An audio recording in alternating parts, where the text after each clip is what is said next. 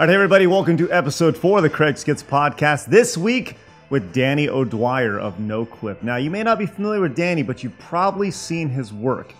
Danny is an immensely talented documentarian who covers all things video game industry and gets the stories. This guy is amazing. Started at GameSpot and GameStop and all the games and slops all over the place. We'll talk about that during the podcast, but I would encourage you guys give this episode a thumbs up. We get to 1,000, that'd be really great. And once again, I want to remind you guys, right now, this Friday is the last day I'm doing the subscriber gift card giveaway over on my Twitch channel. So go over to twitch.tv/CraigSkitz and subscribe right now. I would really appreciate it. We'll see how high we can get that gift card up to, because I'm going to be giving away a gift card worth the total number of subs I have. So if I have 500 subs, it'll be $500. If I have 16,000 subs, it'll be $16,000. It's nuts. It's crazy. Anyways, so go do that right now, twitch.tv/CraigSkitz. It's a great way to support me and this podcast. All right, guys, let's do this thing. Danny O'Dwyer, you're going to love this conversation. One of the nicest guys, and he's from Ireland, which makes it even better. Let's go to episode 4 with Danny O'Dwyer. Hey, Danny. Hey, what's up, man? It's good to see you. Welcome to my show, my podcast, where I talk to friends.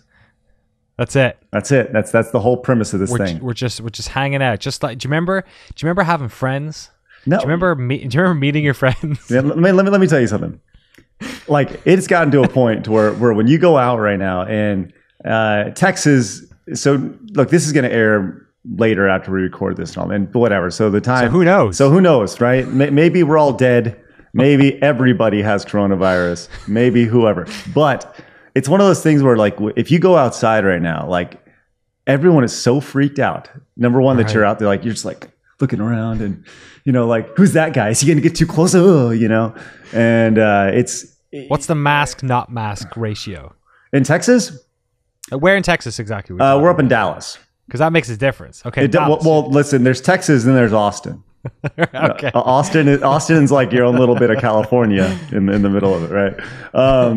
But you know, so there's in Dallas, I would say people are pretty compliant with the masks. I would say probably an 80% ratio. And when you look around at the when you go into like a Lowe's or a Home Depot or something like that, like it's part of the rules. You can't shop there unless you have a mask on. Oh, right. They won't let you in. Yeah, right. What if you have to buy a mask? Because they sell masks there. It's a good point. Well, so what happens if you're like, it's right there. It's like aisle 34F. Mm-hmm. Yeah. Can I?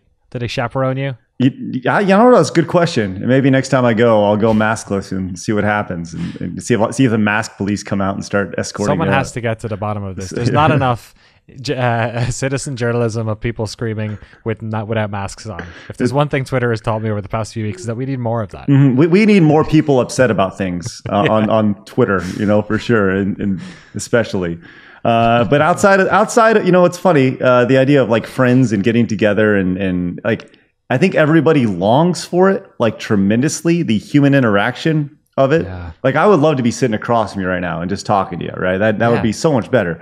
But, you know, like, here's the thing about when you start a podcast, when you talk to your friends, like, people think about like podcasts, you're like in the same room, you're talking and stuff.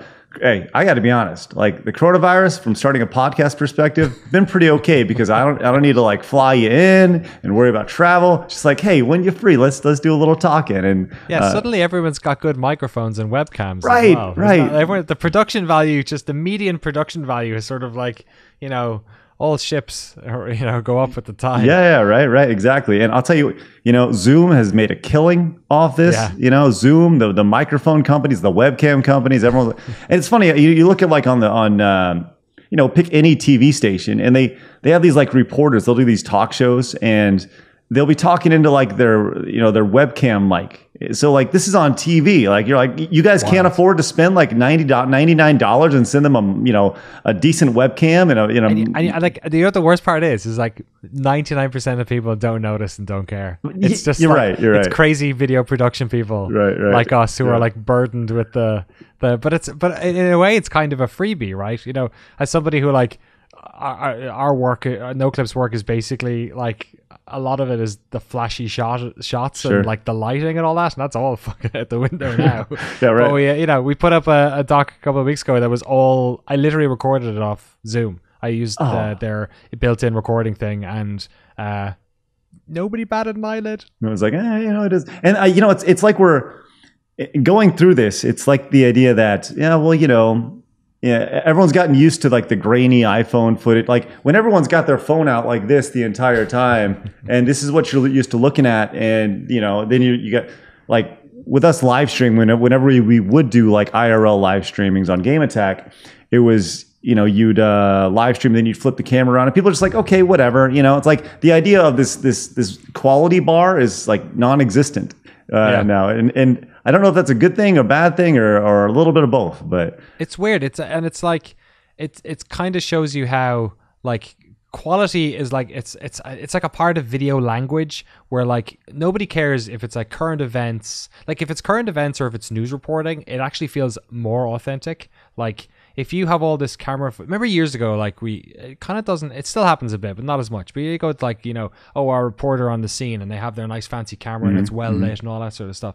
And then suddenly like we were getting like phone footage of stuff. Sure. And that seemed way more authentic and like intense and on the ground. It was like one step less removed. Sure. So in a way, the like grittiness kind of works. Like if what you're doing is meant to like break down the barrier between people, like live streaming, then like it's kind of better to do it that way. I'm gonna put this all on Blair Witch in 1999 with their shaky cam footage, where when I went to the theater and I had no idea if it was real or not. Like I was like, what the hell's happening? But yeah, Blair. I think we can both agree, like right now, and without you saying a word, that Blair Witch was the origin of the degrading of film quality. Which is why the sequel is so interesting, because it's just like the opposite. It's just a movie. It's like, and it's interesting in its own way, I guess. Have you ever seen the VHS series? You mean like, is it called VHS? Yeah, there's this anthology series of horror movies called VHS. VHS, I think they might be doing 4 now, and they came out in theaters, and it's an anthology movie. So there's like 3 or 4 movies in one movie, and they're all on the premise of like they were found videotapes. Sure. So they're all kind of variations on the found footage thing, and they're all about like 20 or 30 minutes, and some of them are like clearly done on like handycams, and then some of them are done on like iPhones, and some of them are, but they're absolutely brilliant, because the worst thing about horror movies is that like once you like figure out what's the horror movie, what you figure out what's scary in a horror movie, then you stop being scared of it. And this thing resets itself, because every movie's over after 20 minutes, and then a new thing happens, and you're fucking terrified all over again. But it's a really good example of like, Blair Witch came out and like did that, and nobody had like seen that before, and then we were expecting all these movies to try the found footage thing, and they all just kind of aped the very specific Blair Witch type of that. You should check out the VHS stuff, because even if you only like 2 of the movies in each movie, it's like a bunch of shorts together. Totally, and they're legitimately good. Like I think the first one I liked all of them. The second one maybe half of them, and the third one is really good too. They're super good. It's like this. And they're like really interesting. It's like the sequelitis side of it, where the first one's always great, and it spurns like 3 or 4 sequels, and by the time you get to the 4th, it's like it doesn't even exist anymore. I love the fact that you can get out your phone and you can record like it looks like an old VHS tape. Like, do you have like a filter or something? Have you seen the apps for that? I paid $2 for an app that allows me to record, and like it degrades the audio. It's shot in 4:3. It has that like the trails on it. When you look at the light and stuff, it's right. Amazing. Oh really? Oh yeah. It's really good, really good. Oh my! I like. What do you edit in Premiere? Yeah. So I have Red Universe. Do you know the Red who make the cameras? They have this like software glitch. They have a software like effects pack called Universe, and like the ones that I use all the time are the like glitch one and like the VHS one. So like, and you can see because everyone uses the same one. So like whenever you see a video and someone's like made it look like a video, it's always that fucking plugin. Dude, I love looking at video effects or like hearing a sound effect from like a generic package and being like, It's kind of one of those things where like as such a dork, you're like, man, I've seen that before. I remember like the Counter-Strike gun noise that's in like half of the movies that use like a pistol. Oh man, it's all I love that. I remember the very first podcast I ever did was we like in 2006. We did one and we used GarageBand to edit it, or I used GarageBand, and they had this this prepackaged group of sounds that you could use, sound effects and such. And I remember not wanting to use those because like everyone's going to use these. And then sure enough, like I'm talking like 10 years later, I'm like 2016. I'm still hearing these things. I'm like, man, like well, people still edit it on GarageBand. I mean, no offense to those who edit in GarageBand, but like, man, it's awesome stuff. All right, so let's talk about your career a little bit. Sure. I'm excited because you, my friend, I remember a conversation we had at E3. I don't know if you remember this conversation. I do remember it. Yeah. It was just around the GameSpot stage. Yeah. We were hanging out, and for some reason, GameSpot paid full screen to let us host some stuff. That's which, awesome. Like, okay, so that's how much the people at GameSpot want to break from the fucking main stage. Right? They will pay somebody to take it off their hands. Well, I didn't see a dime of that, so I just want to let you know that they paid full screen exposure. Is it? Yeah. I always love that. You paid an exposure. And I remember talking to you in the side before we went on, and you're like, I was like, how's it going? You're like, it's going, it's going all right. And I was like, oh, you got something going on, and I little did I know after your time at the video game outlet. I want to say GameStop, but it's always GameSpot. Yeah. I've worked at both, and I've done it both ways. No, really? You flipped them? When I worked at GameStop, I used to call it GameSpot because I was a GameSpot fan back then. And working at GameSpot, everyone at least once on camera at GameSpot says GameStop. Okay. Then it's not just me. That's good. No, don't feel bad. Okay, good. So we're sitting there, we're on the side, and that conversation, I'm assuming you were alluding, and this is me closing a door 5 years later. I'm assuming you're alluding to NoClip. Yeah, I don't think I knew exactly what it was yet, especially at E3. I think it was right after E3.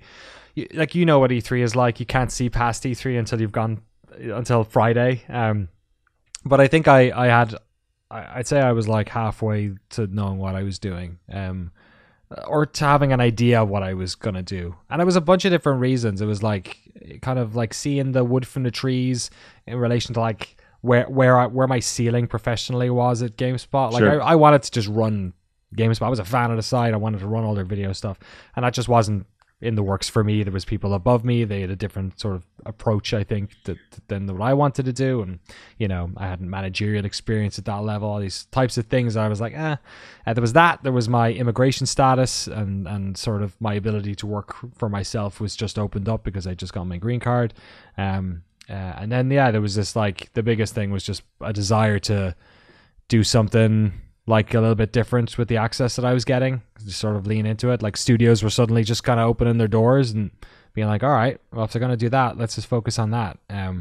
So it was kind of like, like enough of the ideas warm into your head, and at a certain point it like makes way more sense to jump than it does to stay. So I'm not sure if I was quite there yet, but I probably was by the time July rolled around. Sure. The seed had definitely been planted. Yeah. So let's talk about this, because you said something in there that I was always fascinated by, is the idea of access to video game developers. And that's something that in my, like, anytime we got access to anybody, like the PR person at Screw Attack at E3 was like, it was just a dumpster fire every year, right? We'd go there and we was just like straight up assault. Like, it was going in and just trying to get as many videos as you can. And there was no rhyme or reason. Hey, did you see that guy over there playing this random indie title? Okay, cool. That's fine. Get it. Let's talk to him about it. And there's really, we would try to get these appointments, but we weren't like legit journalists, but we always tried to puff out our chest a little more, and appear to be, right. It's all just like the appearance thing, but totally. That's something that we can never get. We never got any sort of access to anybody, access to inside projects, what was going on. We got invited to a few review events, but that was only because I knew the guy who was running them. So, right. It was all, it just comes down to, I guess, relationships. But I would imagine at GameSpot, like, GameSpot is a high profile outlet in the industry. So that helped lead to the relationships, which led to NoClip. Yeah, I mean, even just having the masthead, like just being associated with GameSpot opened doors. Because I'm not exactly like a very schmoozy, networky, PR-y type person. I generally just kind of hosted shows and did my own thing. But if I emailed a company and asked for something and it was, my email address at cbsinteractive.com, they knew what that was for, right? So it was kind of like a cheat code in a way. Sure. And when I entered I had a bit of a sort of a chip on my shoulder because for years I was trying to break into the games press in the UK. I'm Irish, born and raised, and I moved to London to try and break into the games industry. And it took me, I felt like for me, a long time. It was folks like you who've managed to do it really early in their lives, right, and like establish themselves. And I was like 27, I think, by the time I got my gig in GameSpot UK. But what I didn't appreciate, I think, at that stage was that I basically jumped a bunch of rungs. It's kind of for what I wanted to do, which was talk to developers and do all that sort of stuff. So what I kind of realized, I guess, was one, GameSpot would open up the doors, and I had established enough of a, I guess, library of these videos. We'd done some of this stuff at GameSpot that people kind of knew what it was. So when I went to NoClip, it was very much NoClip was set up as a, do you remember these things I did here? Well, now I'm only going to do those. And then the other thing was, I realized that games take years to make, and PR people are sitting with nothing coming like at least 6 months of the year. A PR person's going to kill me when I hear that because they work themselves to the bone. Sure. But a lot of the time, especially once the game is out, the studios have nothing, like they've no press commitments anymore for like maybe 2 years. So if you're like, oh, hey, and now all these games have like post-release strategies, right, for like DLC or they have communities that they want to keep going, like Rocket League. Like games don't just come out and then the next one's made anymore. So what I realized was like, oh, instead of like fighting for access with GameSpot and IGN to do all these preview things, like I'll just turn up when no one else gives a shit anymore and see if they want us to come in. And it totally worked. Like I wasn't sure if it would work, but we basically invented a new type of games coverage that the PR people were like, this is great. Like they are super relaxed and way more calm about talking to people now because they're not worried about leaking something by accident or a bad headline. They're also, like, once the game is out, I think, as somebody who makes videos, right? Once you make something and then the audience has seen it, you have a way better idea of how you yourself can talk about it. You sort of get how they reacted to it, and you can talk about the failings or the things that worked in a way that feels more comfortable, right? So that was the other thing. We realized, oh shit, if we talk to these people after the games are out, like, not only is everyone way more open about talking, about letting us in and talking, and no one else is covering the game, but also they're going to be way more authentic about it. So that's kind of what I think worked from an access perspective, was kind of just making it easy for them to say yes. I guess, something like that. Isn't it? It's all about the approach, Like, don't be pushy, right? Right, exactly. Or be pushy when you need to be. yeah, for sure. And it seems like it's worked pretty well because you've done. I mean, your docs. I mean, they're well produced. They're extremely informative. But like, what was it that for you was like documentaries? This is it. This is what I want to focus on. This is my career. I think I just found, because I'm not like I never went to film school, or I didn't do editing in college. Okay, let's just stop there for a second, because that's fascinating to me, because the idea that I love that. I love everything about that, because a lot of people, when they talk about their career, they say, well, I didn't get a degree in this. I didn't do this. I don't. And it's compounded with I don't, I didn't, I haven't, right? Yeah. And you're like, I haven't, but I love it. And you know what? I'm going to do it. And that's what led you. I mean, that's your career now, which is amazing. You didn't even edit. You didn't know how to do. No, I did a multimedia course, but it was mostly programming. There was no actual video component to it, which was really bizarre for something called multimedia. Bit of graphic design. I was a web developer and a graphic designer by trade, and that's kind of what I thought I'd keep doing out of college. But I didn't even edit. I didn't edit until maybe in like my last 2 years of college, I started messing with some stuff. I was filming stuff a bit, mostly skate videos of my friends and dumb things like that, but like I didn't edit anything. And I think the reason I wanted to do it was it just kind of, I wasn't scared of doing it. Like it felt within reach. Like I think what happened was that we were producing a GameSpot. So the E3 example you say, right? We have a lot of people who go out and interview people, and then it comes back, and then you're expected to edit it together into a little package about the game, and there's some B-roll, and here's the interview, and all that sort of stuff. And like, I think at a certain point we did like a preview for a game, and we just made it look nicer. We just filmed it differently. Andy Bauman, who now works for Ubisoft, he was my camera op sort of creative collaborator during that period. Super talented dude. He could color grade stuff, make it look incredible, film it really good. We just send him off and he'd make shit look good. And then I'd just like take a bit more time on the edit and make it look kind of interesting and fancy. And then suddenly the leap between that and something that was kind of more documentary style didn't seem all that great. Like there's like the tree of like, this is a video editor, right? And then there's the tree of, I'm an internet dirtbag who makes videos about video games. And they both go separate from each other.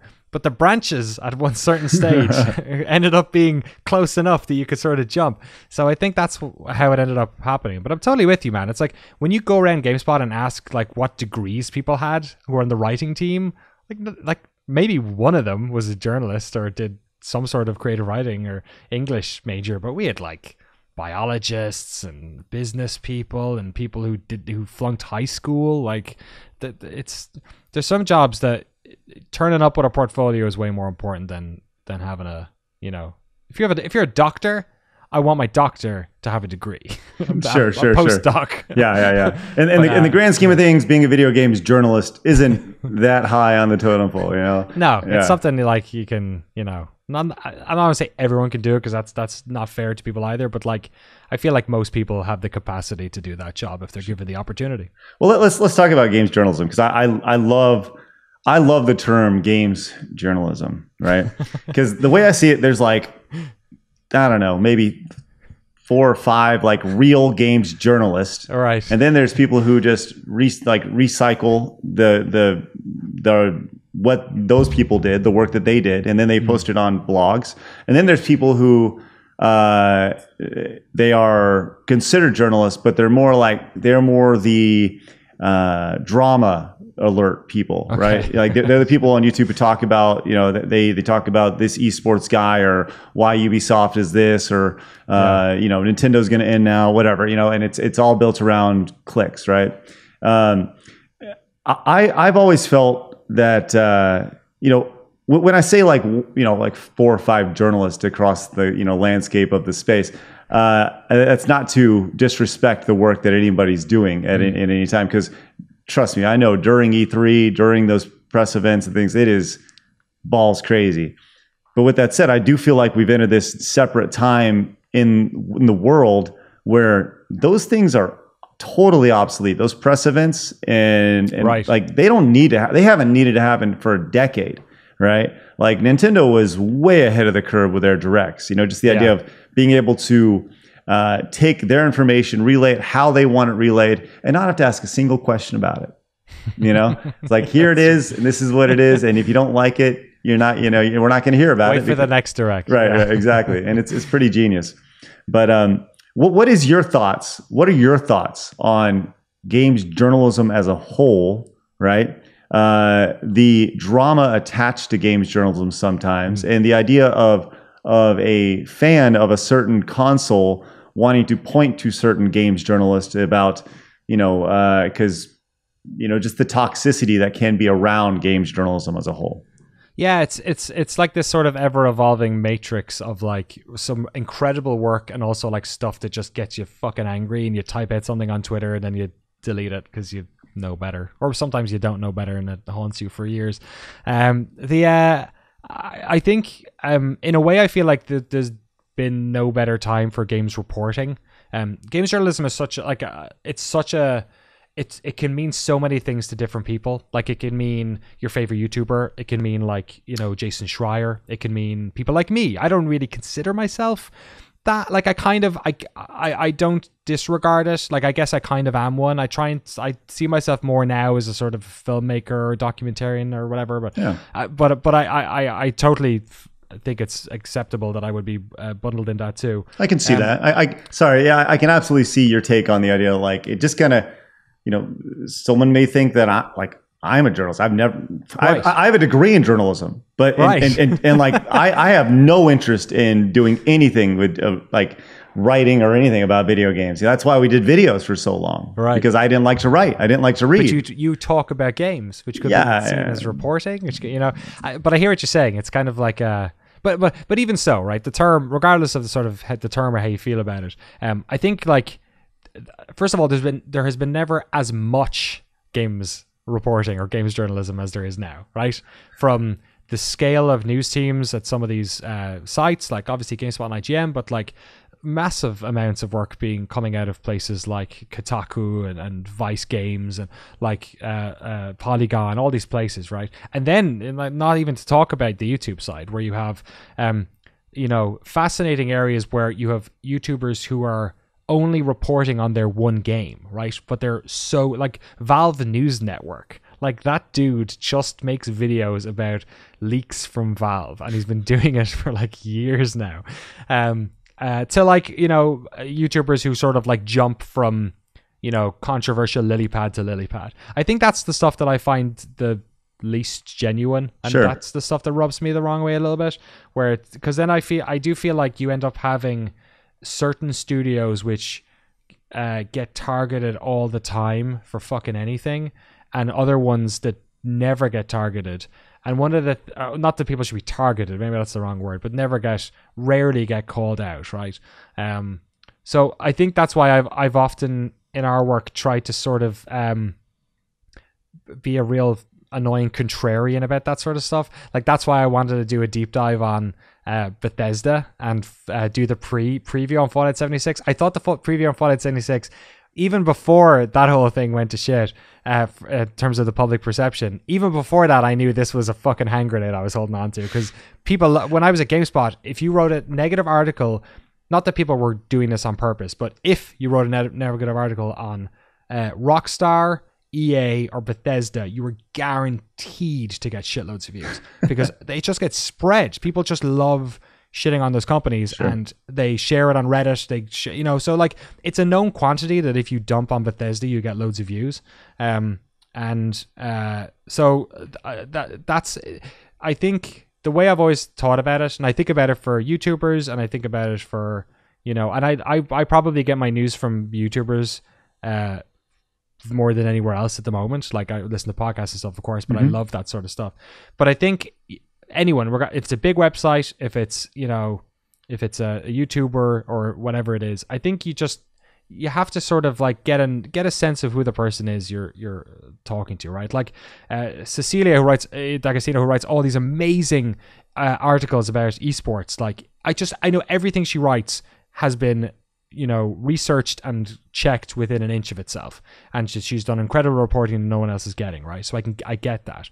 A YouTuber who reports on a leak on their favorite game is probably optimistic about the leak, wants it to be true. There's a bit of confirmation bias going on, but as long as I read it through that lens, then it's fine. I think the problem is that people, whenever stuff isn't like, they don't really understand the context of it or why someone's writing it, then they come up with reasons why they're doing it. Like, oh, they're virtue signaling, or they're doing it for traffic, and maybe that could be the case for someone else doing it, or maybe it is the case for that person doing it. I don't know. But we tend to end up with these crossed wire situations where people are just like dumping. Like people say, oh, I never listen to Kotaku. They only do it for clicks. And it's like, Kotaku definitely writes clickbaity headlines. They've also broken some of the biggest stories in our industry over the past few years and reported on stuff that no one else was giving a shit about years ago, like labor disputes and stuff like that. So it's just kind of like a miasma of, I can see both sides of that, right? I understand your side of like Kotaku does great journalism, right? They also do pretty clickbaity stuff. And it's kind of like the only person you can trust is TMZ. Because they're not hiding it. Yeah, right. It's the idea that like, look, we're a business. We don't care. We're gonna sensationalize the hell out of everything. But when we get it right, you're gonna find your way to TMZ somehow. And it's like it's so funny because you think back to like, the idea of like a National Enquirer, right? And people were like, there was, out of 12 issues, right? 11 of them are trash, but there's this one article like on the 47th page that you're like, wait, that was right, National Enquirer, coronavirus. Yeah, you were right. Yep, you were right. You were right.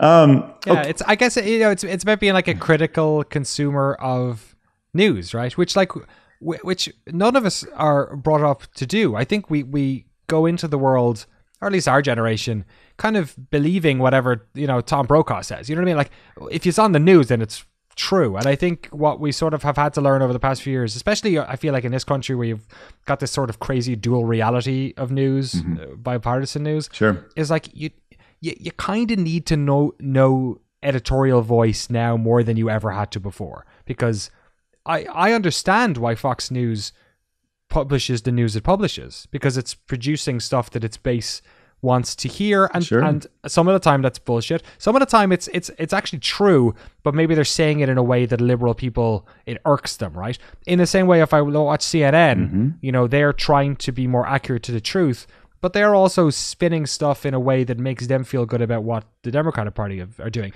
And the same can be said, I think, of when if somebody's reporting on an issue that you think is bullshit, if you're a gamer who just doesn't care about representation or something, and you keep seeing articles about representation, I can totally see how you would say, oh, they're just doing that because of the clicks, right?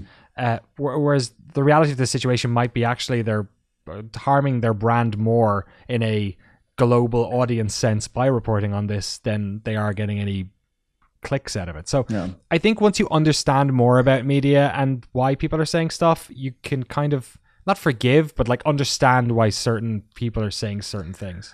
For me, journalism as a whole and media as a whole is pretty fascinating. I graduated with a degree in journalism. I was taught that when you report as a journalist, you report down the middle. There is no bias attached to that, right? That was the way I was taught. Now, I graduated in 2005, 2006, something like that. And I don't remember when I graduated. But right about that time, a couple of years later, that's when social media really started coming into play, right? Right. And for me, the cosmic shift is social media. It's the idea that everybody has a voice, even when most people probably shouldn't have a voice, but that's the beauty of it. Who should, right? Like really, who should? I shouldn't have a voice. Nobody, but that was the cosmic shift. But the one thing that I think people really forget about news outlets as a whole, whether it's CNN, Fox, pick an outlet, right? Kotaku, GameSpot, whatever, is that they're still businesses, and businesses run.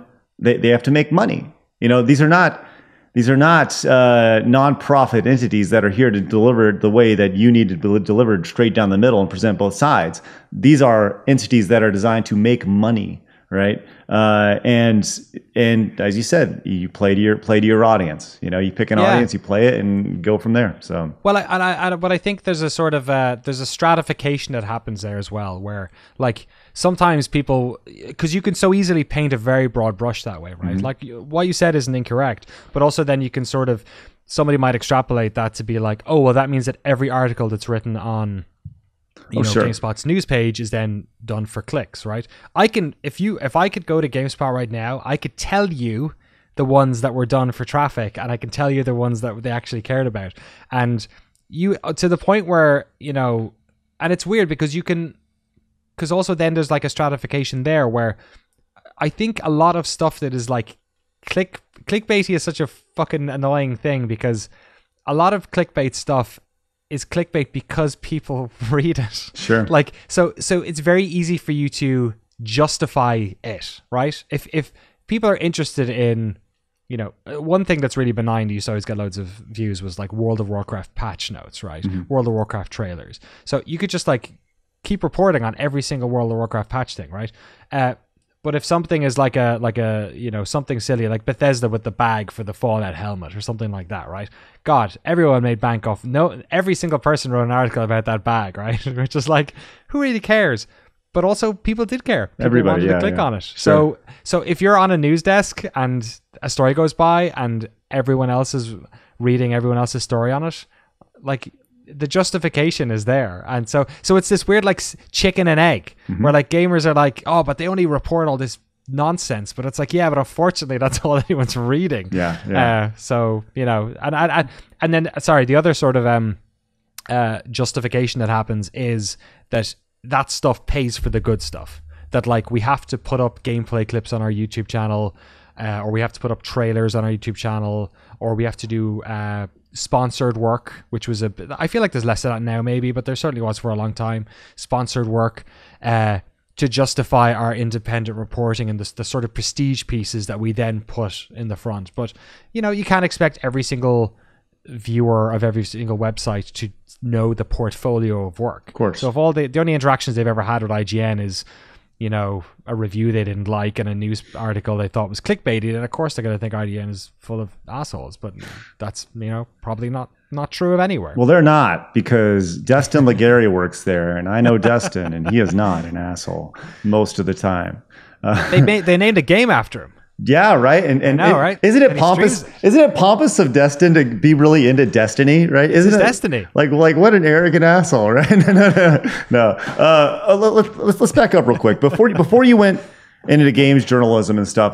You are from a place that I am infatuated with, Ireland, right? Yeah. Here's my knowledge of Ireland. Go for it. Here's your test, your SAT.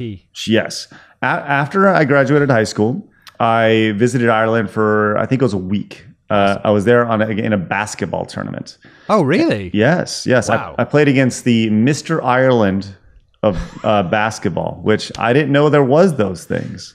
Wow, but neither did I. Let me tell you something about Mr. Ireland basketball. This guy, 6 foot tall, 235. Like, this guy was like boosh. Yeah, like this guy was like a truck, right?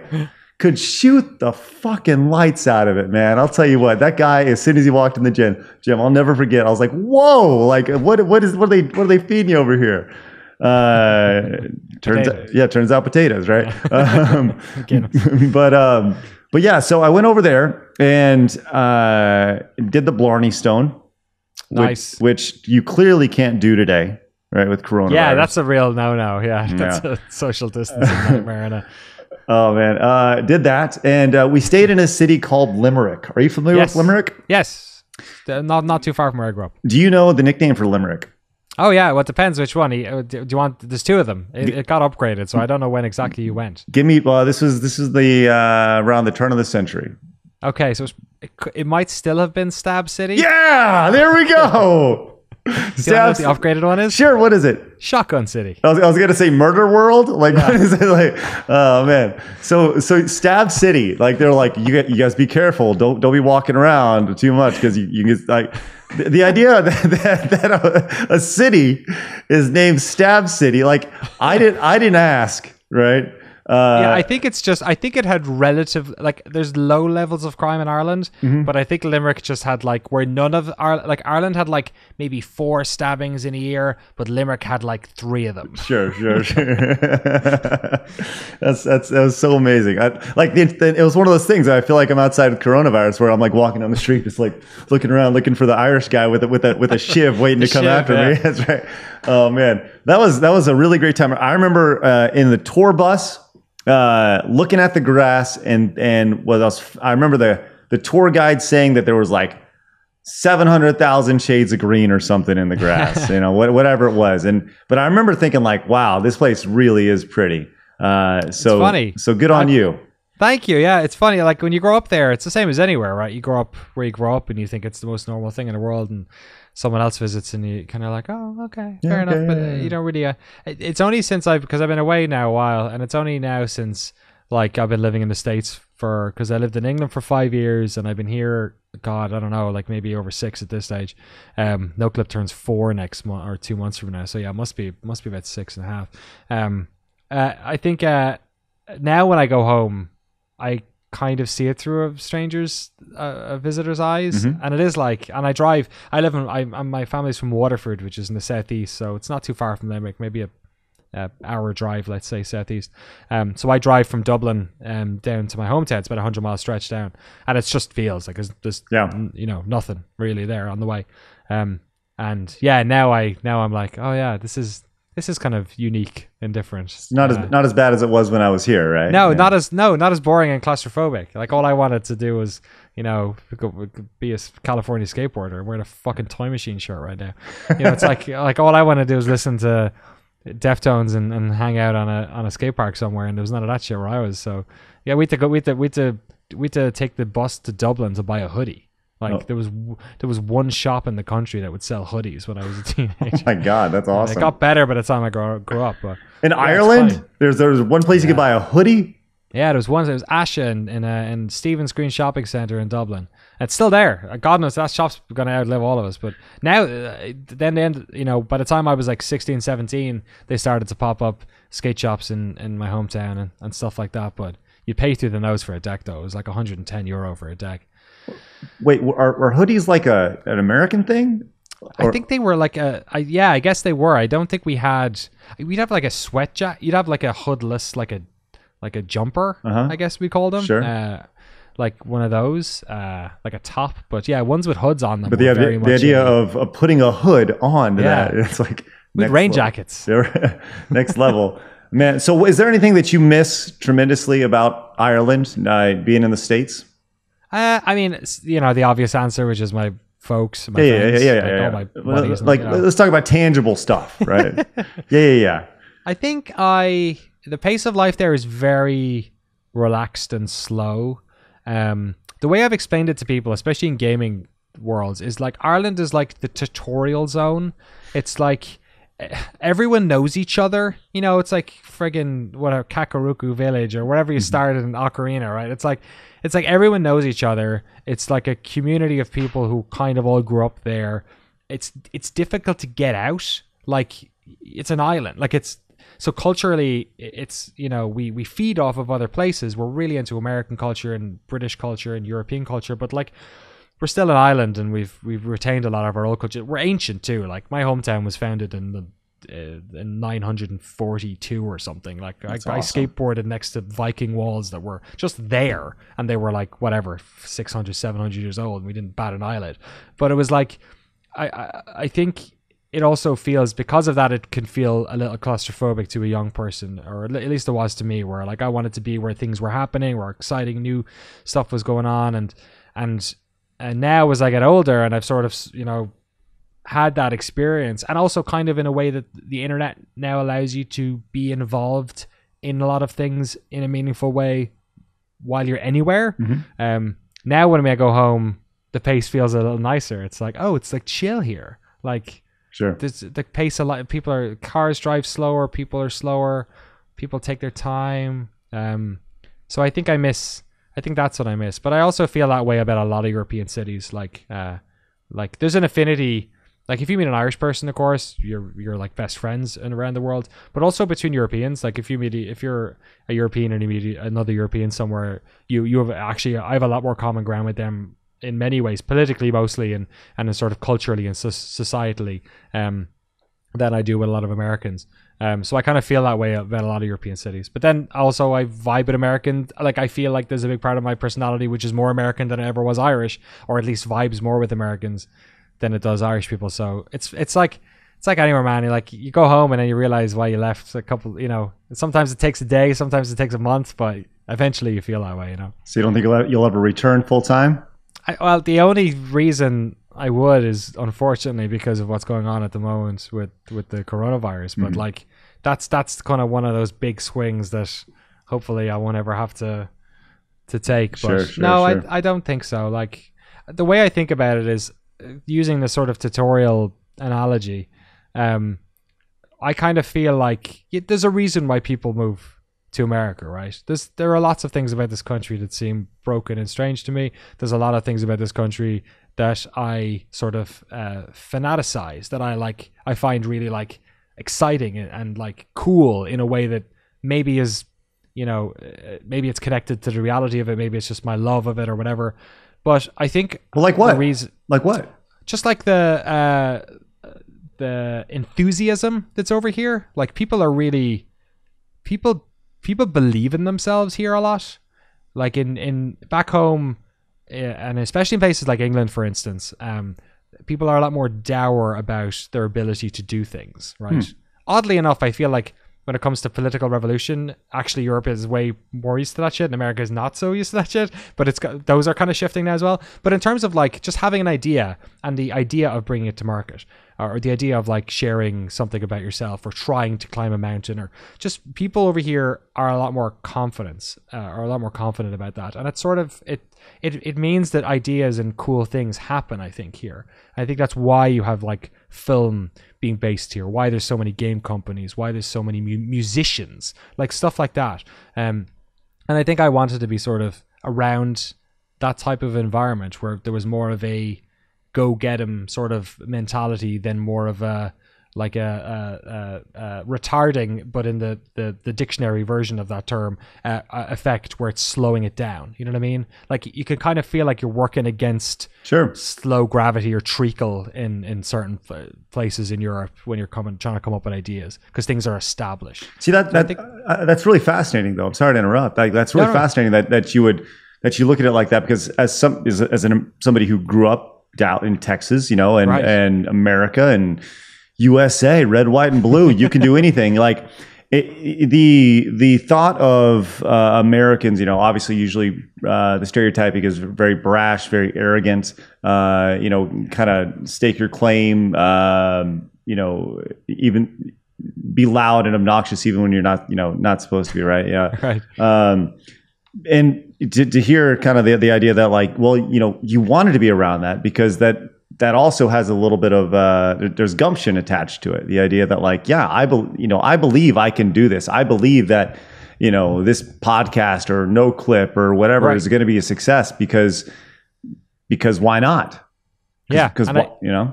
And I think that's why America has always been seen as a place where innovation happens, because there is that sort of, and like you can probably, I'm sure, like I'm not a sociologist, but I'm sure you can tie a lot of this to the way in which capitalism works in this country as well, which is that there is a lot of money flowing into new ideas. So there's also like pipelines for this type of thing, right? Like Twitch exists in this country very much because of the economic conditions in the Bay Area and the money that was floating around and the tech innovations. And because of that, then you have knock-on effects where then suddenly there's all these other creators who are innovating and coming up with these interesting new ways of streaming or covering games. So like innovation breeds innovation. And I think that's why you just have like a culture over here of people trying shit. Like I think in some countries, and I don't want to speak. I'm only from Ireland. I can't really say. You can speak for anybody. It's okay. I have heard, especially when people talk about places like Japan, for instance, that trying, and I certainly know this is the case in a bit of back home and in other places in Europe, that trying something and failing at it can be really, really difficult for some people, or can be seen as like you failed, right? And over here, I think more and more in other parts of the world, probably as a result of perhaps a lot of what's going on in America and globalization of culture. But I feel like over here that really doesn't exist. I've never gotten the opinion that I think a lot of like American movies and TV shows are all about go-getters putting it all on the line to try and make their dream come true. And sometimes most of the time, especially movies, that happens. But when it doesn't happen, those people aren't like laughed at. Yeah. And I think that's a big thing, like that is kind of unique in a way, or perhaps more prevalent here. Honestly, it's you know, people are impressed by it.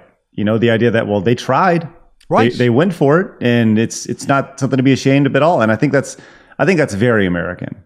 You know, the idea. And you see it in sports. You see it like it's very consistent across American ideological spectrum. In a way, that's kind of what we're seeing in politics, where we're seeing these outside ideas being punted. You know what I mean? Like, as opposed to these more sort of established norms, which aren't very easy to get excited about. I love talking to Americans about America because it's totally true. You see the world through a different lens. And I think also, like, as confident as Americans are, as a European, so people always talk to me as an outsider in that way. I do also feel like Americans carry a certain amount of I was gonna say guilt, but I don't think it is guilt. I think it's like self-awareness as well. Like Americans are aware of their global, of how people perceive America. Oh, sure. In many different ways. Oh, yeah.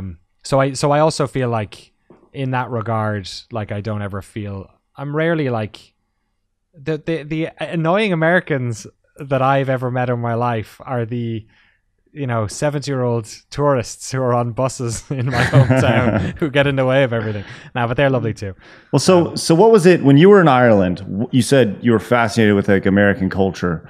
There has to be like one piece of pop culture that you saw that kind of flipped the switch for you. That was like, man, that's awesome. Like, do you remember what that was? Like, for me growing up, like Saved by the Bell was like California, man. I love Saved by the Bell, right?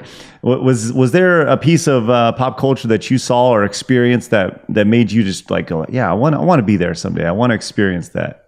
I could say the one that stands out the most would have been skateboarding, but I think actually the strongest one was probably just like, you guys had MTV2, right? We did. So MTV2 was like the alt and rock and metal station over there, right? Too, yeah. So we had MTV2, and 90% of the bands that I was interested in that were like making music that I was interested in, or were like writing lyrics that I was connecting with in some way, were from America. Be it like Deftones or Korn or whoever, like softer stuff like, I don't know, Weezer, or like even play folks like System of a Down, who were European guys, but they were all they were Americans. Sure. Like they were there too. Like, it just seemed like everything was there. And then there was a couple of bands in England, but like they were clearly cribbing off of that type of sound. And rock music's American. Like blues is where it's from, right? It's all American. So I think it was probably that. I think a lot of the people I was looking up to in terms of music and the clothes I was wearing and all that sort of stuff were Americans. And and I think lyrics, I think when you start connecting with songs and singers and people through that, then it becomes way more of a personal thing, and you start to actually feel like you have a connection. And wasn't just me. I feel like my whole generation, or a big chunk of us in Ireland, were experiencing some part of American culture that way. And that was definitely what kind of, I like that I live up the road from Sacramento, where Deftones are from, or Bakersfield, where Korn are from. I'm stuck in the middle. Metallica are from around here. That's pretty cool. Do you have a top, like, obviously rock music played, you're saying it played a big role in you as a person. Do you have a top band, top couple bands, 3 bands, whatever that you would, love to hang out with or do a doc on? Oh my God, a doc. Holy shit. Yeah, I mean, Deftones is my all-time favorite band. I've seen them live like, I don't know, maybe 7 or 8 times. I went to Dia de los Deftones in Petco Park back in January. I forget. It was the last gig I was at. But they do a one-day festival where it's them and a bunch of their favorite acts. And I bumped into Chino there actually. So that was pretty cool. Maybe them, because they've also gone through a lot of stuff. They're one of their instrumentalists, Chi Chang, got in a motorcycle accident a number of years ago and was in a persistent vegetative state, and it was right when they were finishing off an album that was supposed to be their best work, and they basically put it in a drawer because Chi was in hospital. Then he sadly passed away. They've been around my whole life. Every time an album comes out from them, I cry, because I'm so fucking lucky that you're still making music. I loved your music when I was a teenager, and now I'm 34 and you're still making music. That's great, man. So I don't know, probably them. There's loads of bands like that though. I love At the Drive-In is one of my all-time favorites. The Mars Volta. I'm a big Tool fan. Anything like that. Well, why don't you approach them? Why don't you approach them with the idea of doing a doc? I don't know. I guess I've never. Why not? Do you know what I wanted to do before any of this? Was make music videos. Why don't you do it? Yeah, I guess I've always thought about reaching out to, because nobody makes music videos anymore, and we have all these cameras. I could totally just, right, not one with the band, but I could totally just shoot something and then just I often had an idea of filming something and then just kind of putting it on YouTube and being unofficial music video for such and such. Fan music video. Yeah. We should. Why not? Like, if you're passionate about it, go get it. It's the American way. You're not wrong. You know what? I wonder. I wonder if in 10 years time I'll have the reason is, I guess, it feels less comfortable than what I'm doing. But you're totally right. I mean, why not? It's all the process. It's all a creative process. Like the games, music, it's all the same thing. I mean, really, it's all like, at the end of the day, you conceptualize something, you build on it, you put down your first ideas, and you build on it, right? And that's games, music, pick art, whatever, whatever you want to do. It's all the same. Like, dude, listen. I'm going to send an email for you. All right. I got a buddy who does documentaries and he wants to do a documentary about you, Deftones. I'm going to let you know that. Be really good. Let's just wait until this whole, global nightmare passes over. Yeah. Well, we'll see in about a decade and a half. We'll see. I know, right? Jeez Louise. So do you have a favorite person that you've interviewed over the years? Obviously between the games journalist side, NoClip, I mean, was there anybody that you kind of clammed up around or somebody that you were like, I can't believe I'm interviewing this guy right now? Oh yeah. All the time with that. The first time I interviewed Tim Schafer, if you're watching the video, I got a big Monkey Island poster behind me here. Mm-hmm. The first time I interviewed Tim Schafer, who now, we're Facebook friends. It's like I've interviewed him like a dozen times, maybe. He's like a nice guy. That was the first game I ever completed. So the first time I met Tim Schafer, I fucking lost my brain. Really? But I think almost everyone I interviewed, there was this guy called John Hare who ran a company called Sensible Software, which American gamers.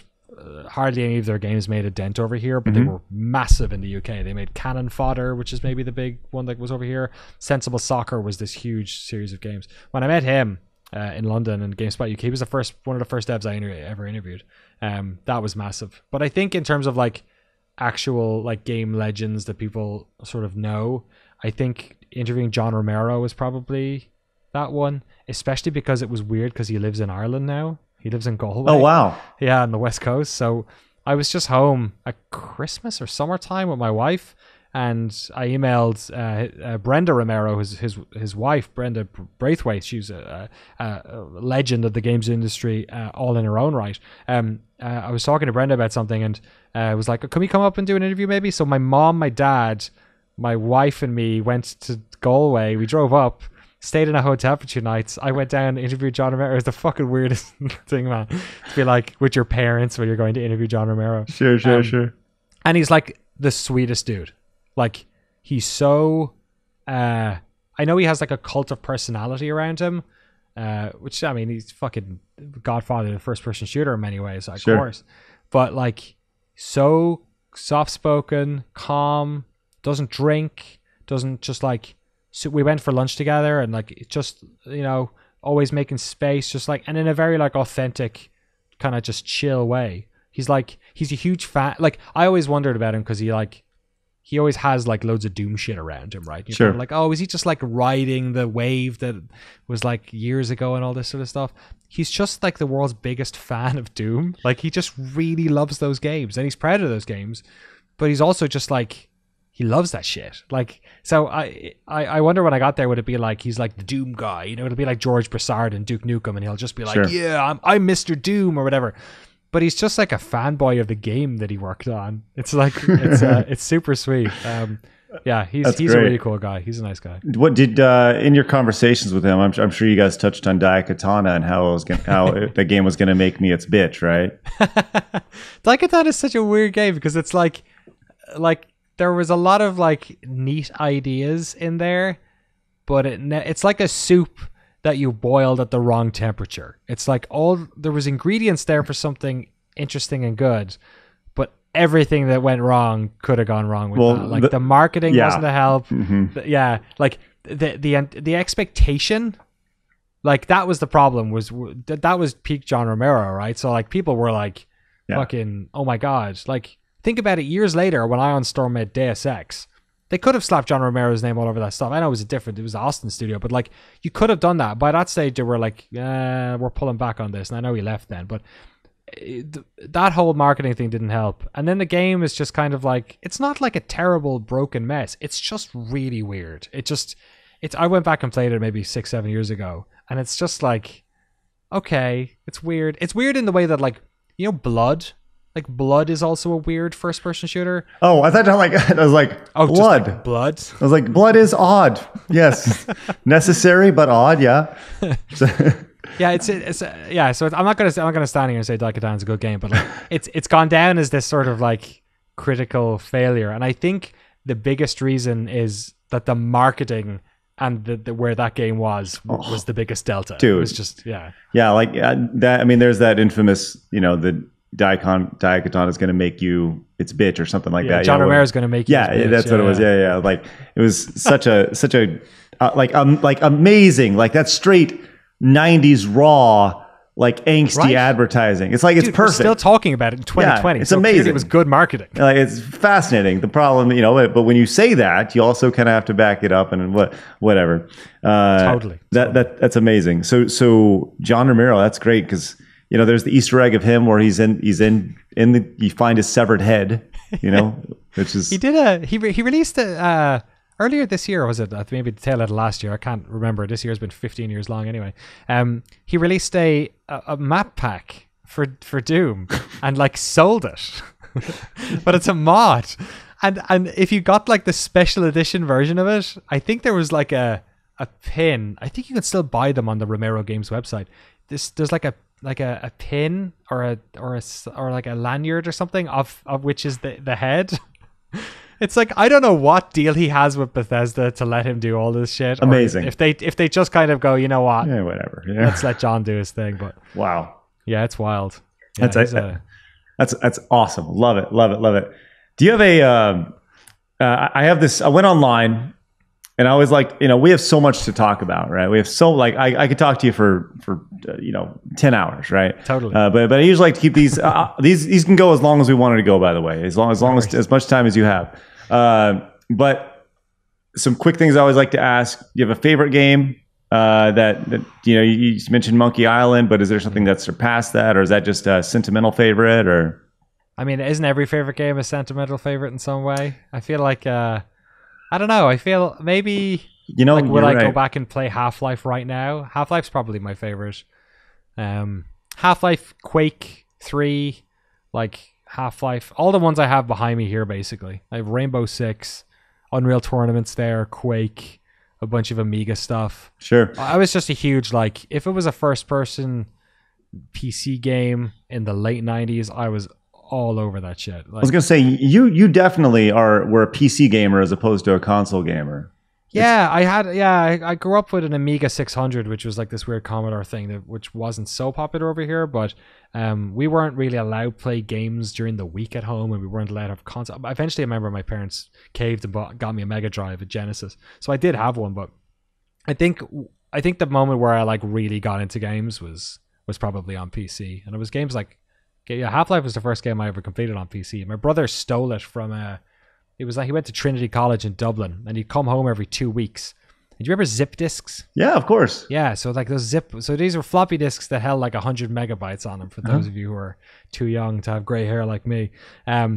He used to, like, basically they had a shared drive between all the computer science kids, and they just like pull stuff onto their zip drives, and then he'd come down on the weekend with them.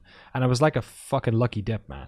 You didn't know what was on that. Mm-hmm. So like, if 1 second you'd be listening to, like, you know, It Wasn't Me by Shaggy, that MP3, the next one would be like a porn video, the next one would be like, you know, a funny GIF, like, and then one of the folders he had was Half-Life, but he only had like half the game, so I had to wait 2 weeks for him to come back with the next half of the game on another disc to play it. But that was probably the one where I spent like all the summer of 1999 I played that game for 3 months. Oh, I love it. And that was probably it. One half at a time, right? It's so good. It's so good. Isn't it? Like, it's so amazing. Like, you're playing this pirated version of this game, right? But still you have this affinity for it. You didn't care it was pirated, you know, like there's this entire, I had no money. No, exactly. And I think that's the best thing. I mean, that's not the best thing because, but it's a fascinating byproduct of games culture as a whole, you know. The expectation as a developer is that you should buy the product, right? But there are portions of this world and demographics of this world that they just don't buy games. They just go out and they'll find a way to steal them, whatever, pirate them, whatever word you want to use. And for them, it's justified. They're like, I would never be able to play it anyways, or this game's not released here or whatever. So I found a way to play it and whatever. And it's like, because I remember we released, back in the Screw Attack days, we did Angry Video Game Nerd Adventures. Yeah, of course. And it's just like this fun little run and jump like shooter, right? And we sold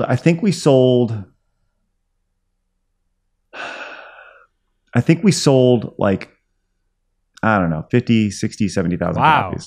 Nice. We were pretty happy with it, right? I was one of those. Thank you. Very nice. But there is a thing of, there's a charting system of that you could see how many people were playing the game versus how many people actually bought the game. Bought it. And what we saw was there was over 500,000 people with the game. Oh. So it was like, but so then, did you think like there were people who were never going to buy the game anyway? No, right? No, it's like, yeah. I wanted to go like, that scene at the end of Jay and Silent Bob, the first one, where they go around and they beat the crap out of the guys at the end of the movie because they said something bad about them in the comments section. Yeah. Right. That's what I wanted to do. I wanted to go around and just kind of shake them and just try to get money out of their pants. Coins. Yeah. Just give me something. This isn't for me. This is for my family. It's for James. It's for everybody. Right.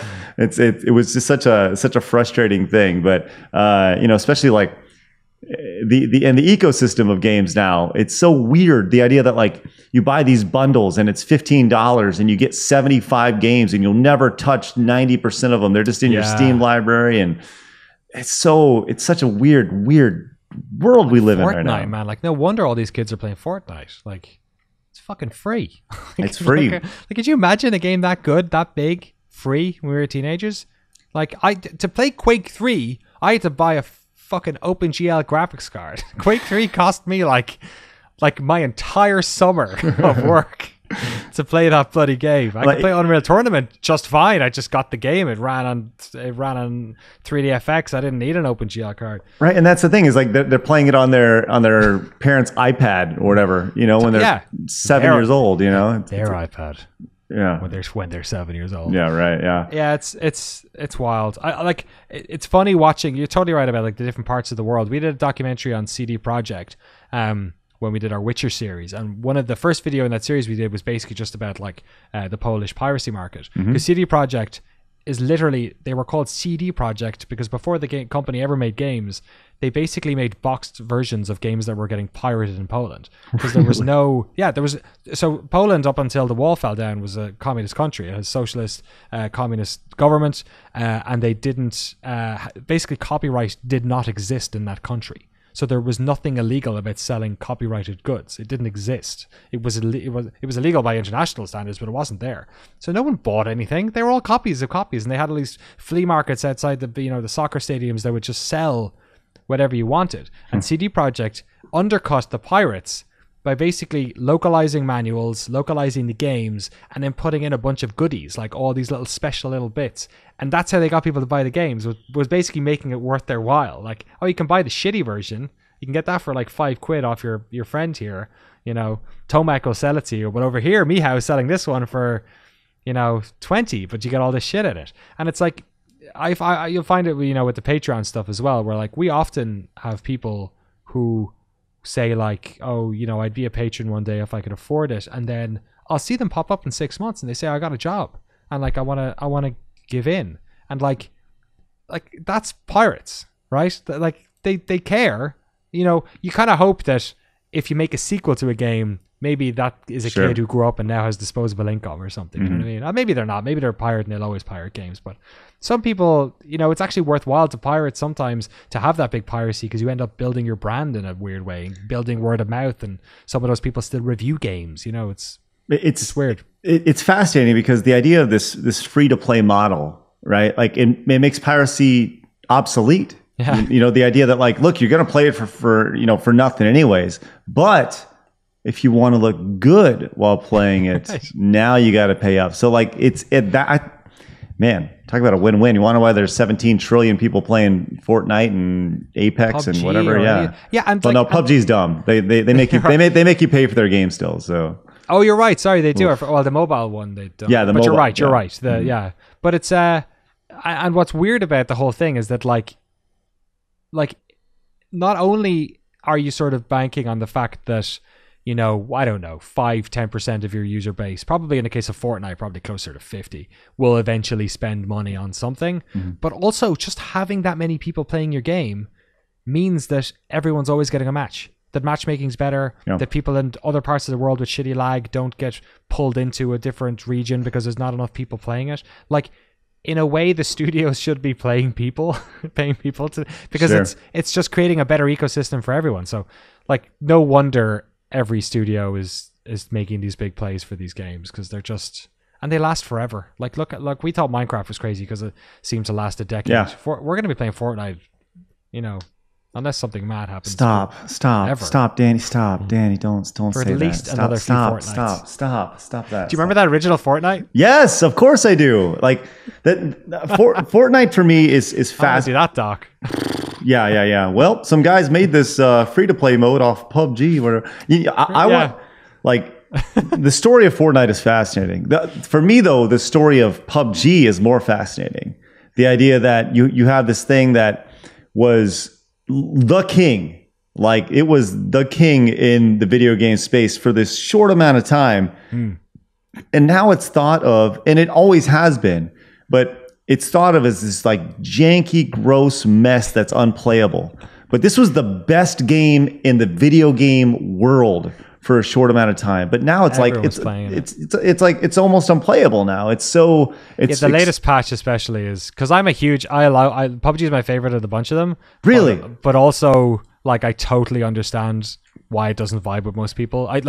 Like I said, I'm from a 90s jank PC. Like, I played Operation Flashpoint, I played Arma, like that's what that game spawned from, right? Like that type of jank doesn't bother me, but I totally get that it bothers other people. But the latest patch they put out, I think, has pushed a lot of people away.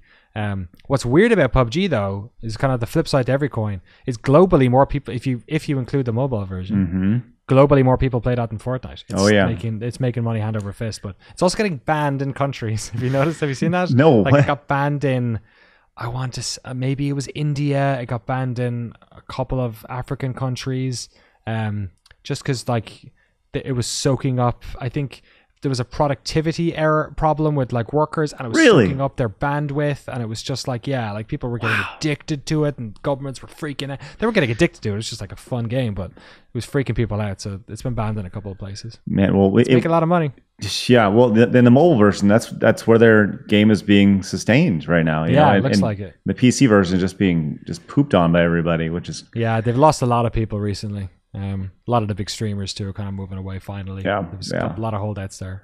But I don't know, it's a fascinating story. So, just a personal request, when it's time and you feel comfortable. Like, I've interviewed Brendan before. He's a mate of mine. He's one of the only Irish, like, there's not many Irish video game people, and we all kind of like Sean Murray from Hello Games, Jacksepticeye, and Brendan Green, who aka Player Unknown. Dude, those are the only three Irish people in games. I wouldn't. Me. That's awesome. You got to stay close, right? You got to stay tight. No, see, the thing about though is, like, Brandon left. He left a couple years ago now, right? Yeah, he operates like a separate studio in Amsterdam. He's still part of PUBG Corp, but they're like a separate. I forget what they're called. Is he working on PUBG too? He's working on his own project. I think they teased something at the Game Awards last year. I can't quite remember. And because they have loads of studios, because they also have that other studio over here that they set up with Glenn Schofield, which is called something else now. It's only down the road from us, actually. That's Glenn Schofield, who made he was lead guy on a bunch of Call of Duty games. He was the lead guy at Visceral, so he was the Dead Space guy. So they got bought over too. Striking Distance, I think they're called. So it's weird. They actually have like a bunch of different studios now working on God knows what, and who knows? Maybe they're all different mobile versions of PUBG, but I doubt that's what they have the ex-Visceral people working on. This would be crazy. Yeah. All right. So what is the? I got one last question for you. Sure. Two. It's been a pleasure. It's been fun. Let's do this again. Yeah, I would love to do this. This is super fun. This is what this podcast is all about. Just hanging out. Next time I can ask you some questions. I feel like I've talked this whole time. Ask away. You ask first. Go ahead. How was life with the family during COVID? Awesome. Like legitimately, I love it. Yeah. Like when COVID is done, I will go into depression. Because why? Because I get to hang out with my 6 and 8 year old kid all day. Yeah, right. I was wondering. I get to hang out with my 6 and 8 year old kid. I get to hang out with my wife. We get my wife cooks. We have there's this thing my wife showed me on Facebook one day. One of her friends shared her, and it was like in 10, 15 years when our kids ask us about COVID and coronavirus. They're gonna be like, tell us more about it. Because, like when you're 6 and 8, you don't really remember a whole lot. You remember some things, right? And I'm sure they're certainly going to remember this. But, they'll ask about this and we'll be like, oh, the economy tanked and everybody hated each other. And, and we'll do all these like this doom and gloom. But they'll be like, well, I remember sitting around as a family every night and playing board games and eating dinner and going swimming and just being together as a family. Yeah. And like, isn't that like, for me, it's just like that's the silver lining of it. And I realize that COVID is really just shitty for everybody. But I try to put a silver lining on a lot of stuff. So for me, like I've so enjoyed it, and the idea of working from home and not having to go in and I can come back and I'm just always around my family, and that to me is like the most important thing to me. So yeah, I think I mirror that. I'm like my kid is almost 2. She's 2 in a couple of days, about a week's time. And I think I realized like how much I was missing after going into commute to, and the studio I already do it like 3 or 4 days a week, and it's just down the road. But like even that, just it's weird how it's that, and just not being able to go anywhere, like having to come up with ideas at home. And I feel for the kids, especially older kids. I feel like teenagers and stuff, that must be super hard. I'm sure it's hard for your kids not being able to see their mates a lot of the time, all that sort of thing. But like it is. There is like it's really nice to like be kind of stuck having to like come up with ways to entertain ourselves. For me, it's like I was getting so drawn into social media and stuff that I've just like pretty much stepped away only for when I need to relay a message to folks. Good call. Because social media to me is like it's the bane, man. Like hornet's nest. It's the worst. Twitter, Facebook. I don't just name any of them. I don't want to deal with them, right? But when I stepped away from social media, you talk about like the quality of life, how things slowed down. Everything slowed down, right? And I was like, I felt like I could breathe again. And even though we're in the middle of this global pandemic, like I still feel okay about things. It's like I just hang out, be in the yard, whatever. It can. For me, if I go out and I'll put on the face mask or whatever and social distance and all that stuff, this may be an unpopular thing to say, but like if I'm not around anybody, like if I'm in like a Home Depot aisle or something and there's nobody on any side of me, like I'm going to pull my mask down just so I can breathe, because when I go out, that's when I get sad. And it's seeing people and everyone's face is covered, and the lack of emotion that you can see. You can't see smiles. You can't see people, and that to me is like the worst part of this whole thing is, the idea of not being able to emote. Yeah. Or see anyone else's emotions. Yeah. And connect that way. That's horrible. Like that's such a horrible thing. I think you've sort of made me notice something, which is that I think in a weird way, me not being from here has allowed me to create some sort of cognitive dissonance with that.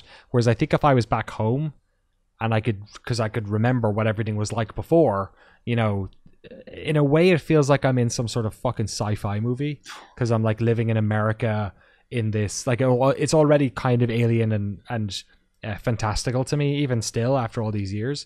And then going and just seeing all this stuff, it's like, this is insane, but it doesn't hurt me the way, like, it doesn't stir, when you hear like an ice cream van go past and suddenly you remember being a kid, no matter where you are, right? It doesn't do that to me. Whereas I'm sure if I was back home in Ireland seeing this stuff, it would probably hit me worse. Yeah. I mean, we're living in a really fucked up time. Nuts. Really fucked up time. Like, it doesn't matter what side of where you're at in the world, politically where you are. Like, it doesn't matter where the fuck you are in the world.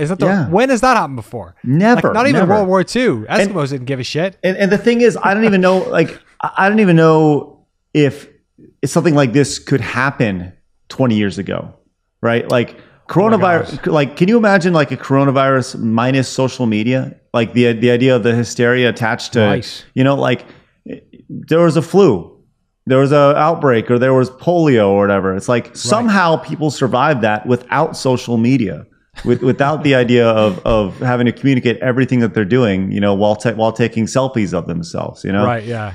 So it's like social media has become like this drip. It's like a drip feed of dread. Right. Like everyone's worst reactionary miseries. Yeah. It's the worst. So make sure you follow me at CraigSkitz on Twitter. You can see our social media handles below, which is great. So, all right, I'm gonna fire off some real quick ones for you. Okay, sure. I googled this because I always like to prep for my interviews. I am a professional journalist. All right, go for it. Not games journalist, professional. I have a degree. You were literally a trained. Literally. I can say. Okay, here we go. I have funny interview questions, and I have 15 here. I'm going to let you pick 1 through 15, and I'm going to ask you that question. Pick a number between 1 and 15. Can I have 2? I want 7 and 8, but I can't tell which one. So 7 and 8. Well, since you want 7 and 8, let's go with number 15. Okay, nice. Here we go. Sounds good. Oh, he's not sure now. Yeah. Okay. This is something you're supposed to ask in a job interview, but I realize I'm not. Okay. How many square feet? It's the last one. Yeah. How many square feet of pizza are eaten in the U.S. each year? Square feet? Yeah. Of pizza? Mm-hmm. This is going to be an insurmountable number. Square foot. How big is one pizza? Like 1 square foot, maybe? A square foot and a half? Danny, I don't have the answers. Okay, I'm going to go questions. for square foot. I'm going to say,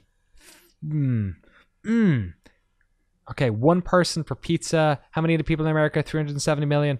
Let's say a year, you said? Uh-huh.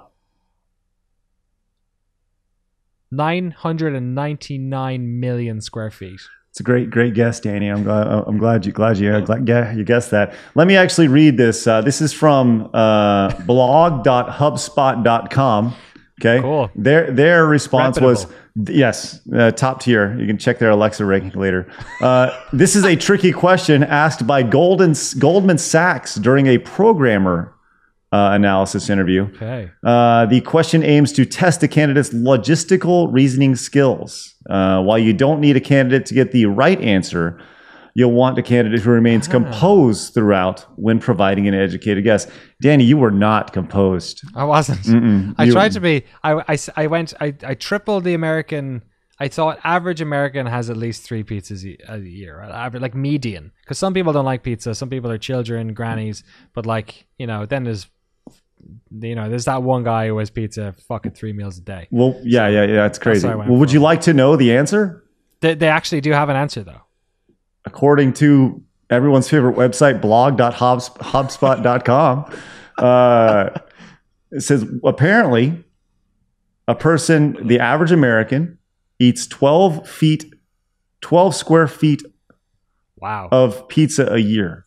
I was short by I was a third off. So you multiply it by 200 million Americans, and you get 200 million Americans? According to our favorite website, blog.hubspot.com, then multiply that by 200 million, and you get 2.4 billion square feet. And I said a billion, basically. Okay, you did. So you were way off.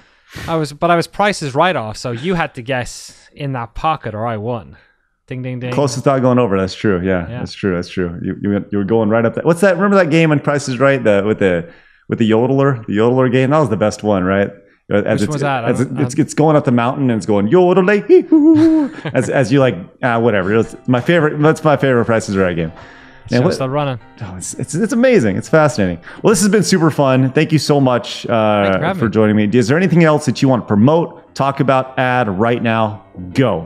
YouTube.com/NoClip video if you want to watch a bunch of ad-free documentaries, crowdfunded documentaries about video games. We've been doing them for almost 4 years now, so there's probably one game in there you like. 100%. Well, thank you, Danny. Appreciate it. We'll do this again soon. Absolutely. Hopefully the world will be better.